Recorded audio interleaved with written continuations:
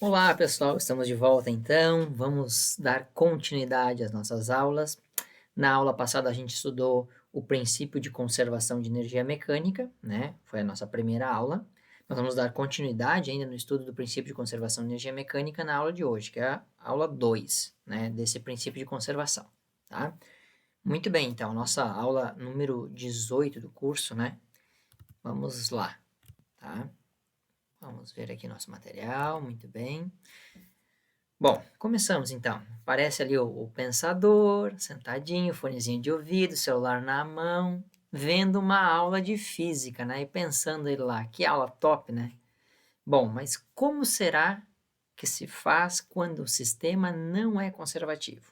Lembrando que na aula da semana passada a gente estudou sistema conservava energia, tá? E quando o sistema não é conservativo, como que se faz? Tá? Então, primeira coisa, a gente tem que ter clareza, né? A energia mecânica, ela vai se transformar, passando de potencial a cinética, ou vice-versa, tá? Permanecendo constante nos sistemas que são conservativos, tá? Muito bem. Se atuarem forças dissipativas no sistema, então haverá uma energia dissipada, né? Essa energia dissipada, ela vai corresponder ao trabalho realizado por essas forças dissipativas, tá? Questão do trabalho é uma coisa que a gente vai ver mais detalhadamente na aula da semana que vem, tá? Mas a questão é, se o sistema é conservativo, a energia se conserva transformando de uma forma em outra, como nós vimos na aula passada.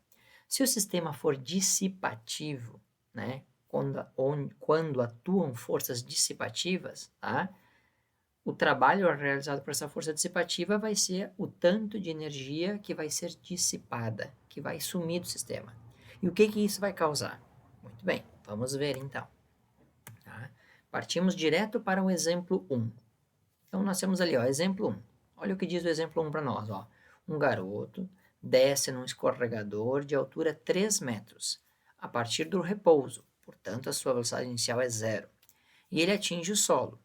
Supondo que 40% da energia mecânica é dissipada no trajeto devido ao atrito com o escorregador, determinar com que velocidade o menino vai chegar ao solo, né? Sabendo que a gravidade é igual a 10 metros por segundo ao quadrado. Tá? Então, ele parte lá do ponto A do escorregador, uma altura de 3 metros, e vai escorregar chegando no ponto B numa altura igual ao solo, né? Altura zero, certo? E 40% da energia deste garoto ele é perdida por causa do atrito com o escorregador. Bom, vamos lá. A primeira coisa que a gente tem que fazer, gente, é analisar quais são as formas de energia que o garoto vai ter, então, no ponto inicial e no ponto final. Lá no ponto A, a forma de energia que ele vai ter é energia potencial gravitacional. Não tem energia cinética porque ele parte do repouso, então a velocidade inicial é zero. Tá? Quando ele escorrega, ele transforma a energia potencial gravitacional em energia cinética. Quando ele chega lá no ponto B, como o ponto B está numa altura igual a zero, não tem energia potencial gravitacional, terá somente energia cinética. Então, a energia no ponto A é a energia potencial gravitacional e a energia no ponto B é a energia cinética. Além dessas duas formas de energia, tem mais a parcela da energia que é dissipada. Tá? Então, essas são as três parcelas de energia que estão envolvidas aí no nosso exemplo.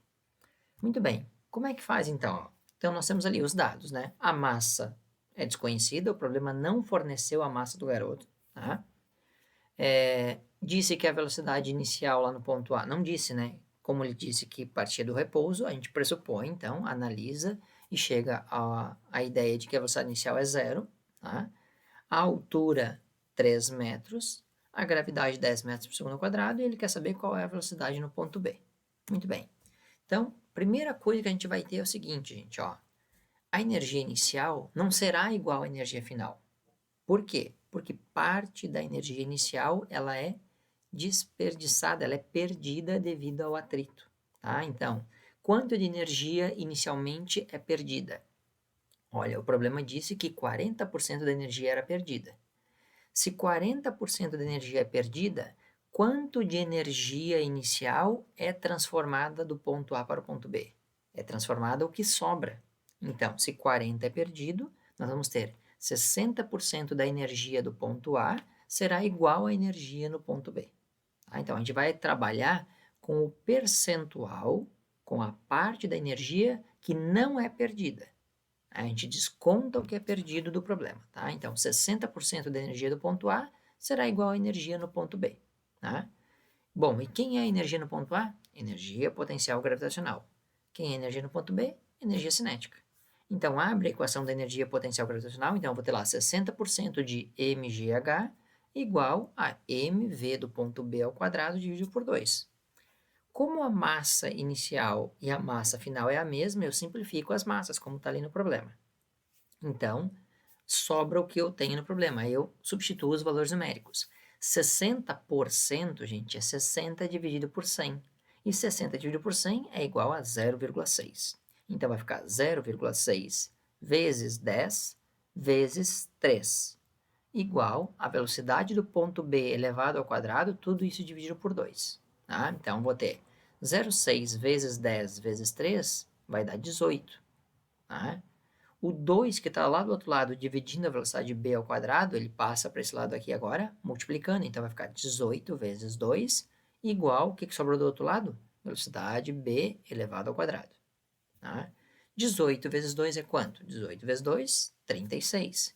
Igual a velocidade b elevado ao quadrado. Como o valor que se quer saber é da velocidade b, eu vou extrair a raiz quadrada, então, de 36. Então, a velocidade b será igual à raiz quadrada de 36.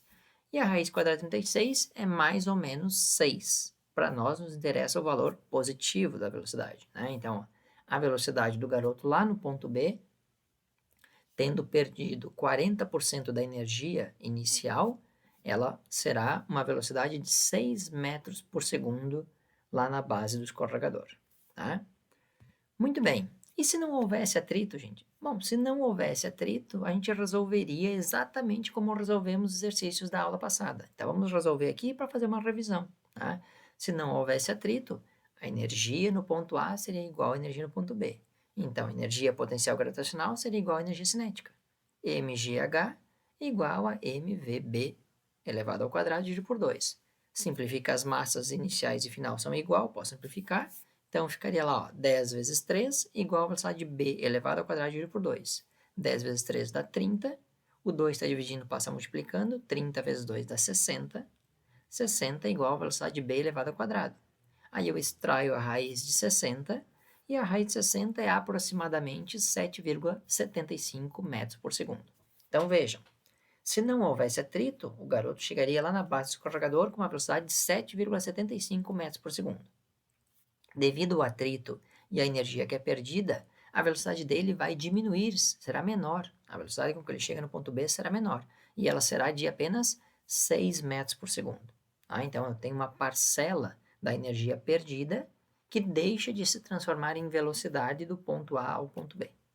Certo? Essa é a ideia de sistema dissipativo, sistema que dissipa energia, né? Que faz a energia ser transformada em outras formas de energia, como esse atrito provavelmente vai produzir aquecimento, né? A parte da energia que é perdida aqui é transformada em calor.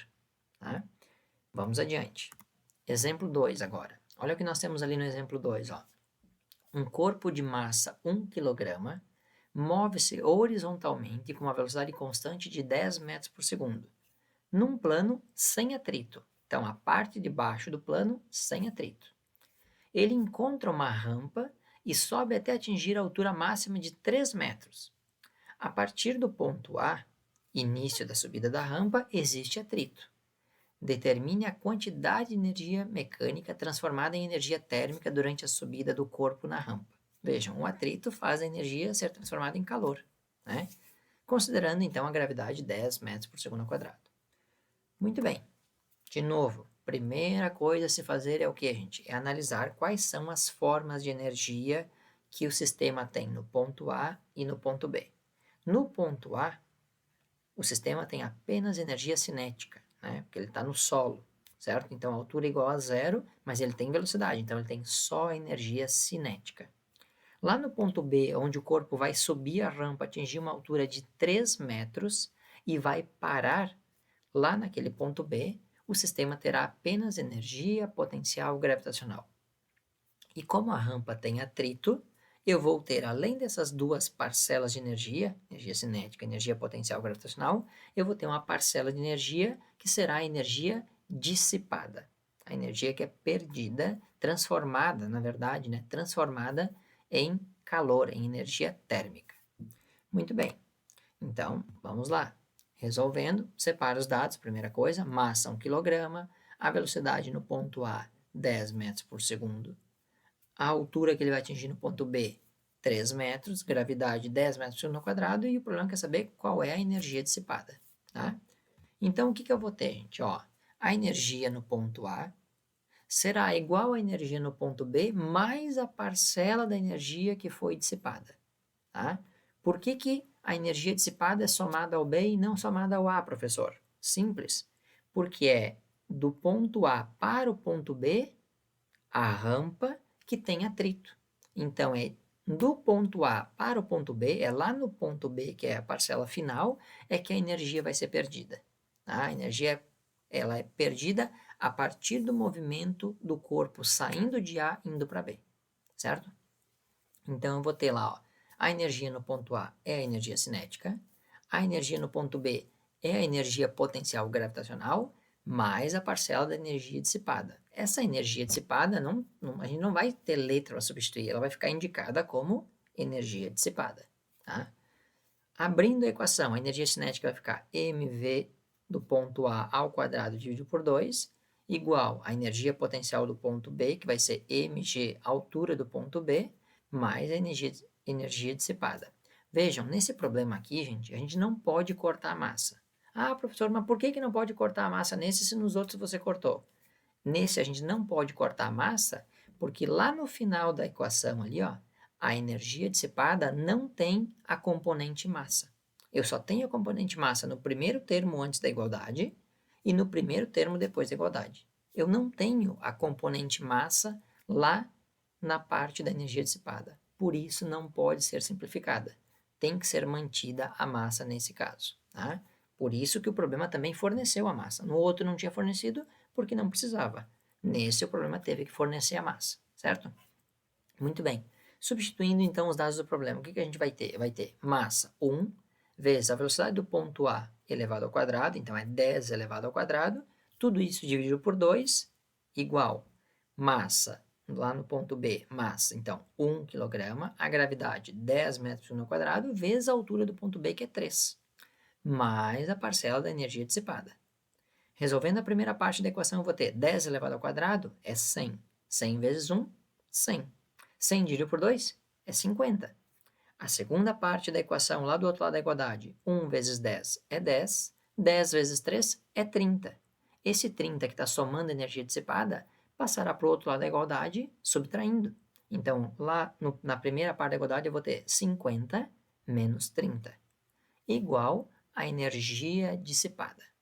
50 menos 30 é 20. Então, a energia dissipada na subida desta rampa por este corpo aí será uma energia de 20 joules. 20 joules são transformados em calor durante a subida nesta rampa devido ao atrito.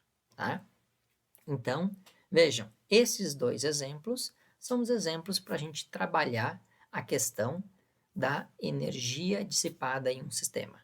Tá? Nessa aula de conservação de energia mecânica em sistemas dissipativos. Só uma parcela da energia é conservada, tá? Uma parcela é dissipada. Então, com esses dois exemplos, né, a gente finaliza esta aula.